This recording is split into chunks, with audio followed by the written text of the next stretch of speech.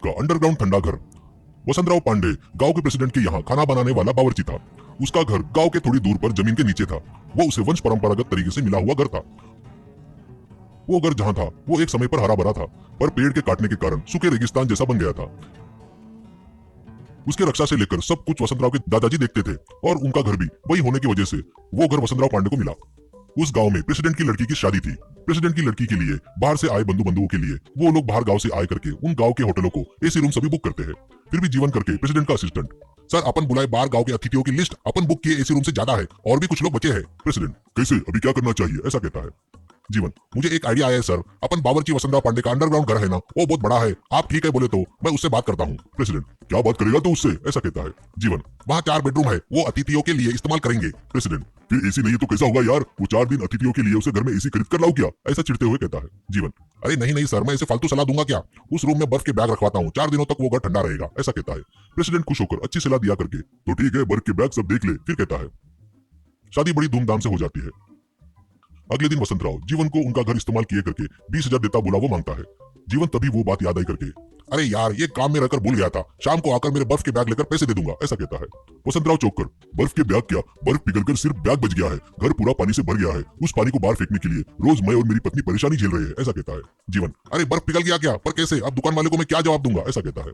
वसंतराव को उसकी धोखेबाजी वाली बातें समझ में आती है। अब क्या कर सकते हैं करके तभी चुप रहकर तभी प्रेसिडेंट की पत्नी कामाक्षी देवी ये बातों से दुखी होती है। वो कुछ देर सोचकर, जीवन धोखेबाज है, तुम्हारे बाबूजी के पास भी गलत हिसाब किताब लिखकर झूठ बोलकर बहुत सारे पैसे दबा रहा है।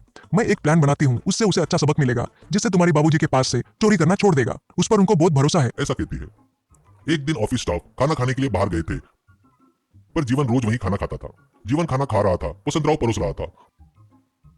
उतने में किचन में से वसंतराव की असिस्टेंट रुक्मणी भागते हुए आकर, वसंतराव मेरी उंगली में की नीलम की अंगूठी नहीं दिख रही है, मैं तभी टमाटर काजू को पीसते वक्त बीच में माँ जी ने बुलाया तो गई, अभी देख रही हूँ तो अभी तो नहीं दिख रही है, वो थोड़ी ढीली थी, पक्का दाल में गिर गई होगी, वो दाल किसी को खाने के लिए परोसी क्या आपने, ऐसा कहती है। वसंतराव, ये देख अभी जीवन को परेशान हूँ, रुक जा ढूंढते हैं करके दाल के बकेट में हाथ डालकर देखकर इसमें नहीं मिला, मतलब वो अंगूठी जीवन के पेट में चला गया, ऐसा कहता है। वो सुनकर जीवन डरते डरते पेट की तरफ देखता है। रुक्मिणी, अरे फिर कैसे, वो नीलम पत्थर की अंगूठी है, पेट में गई तो पेट के अंदर काटती है, अब जीवन बाबू तुमको खून की उल्टियां होगी, थोड़ा हिम्मत रखो करके परोसती है।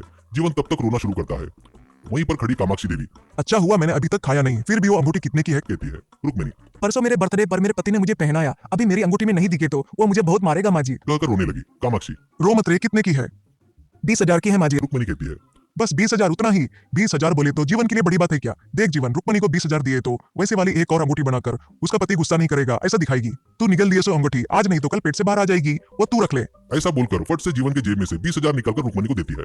जीवन, माँ जी वो पेट से बाहर आएगा या नहीं मुझे तो नहीं पता, मुझे हॉस्पिटल लेके जाओ करके हंगामा कर रहा था। उतने में रुक्मणी, ये लो वसंतराव जी, जीवन ने तुम्हारे 20,000 दबाए ना, वो है, करके वसंतराव को देती है।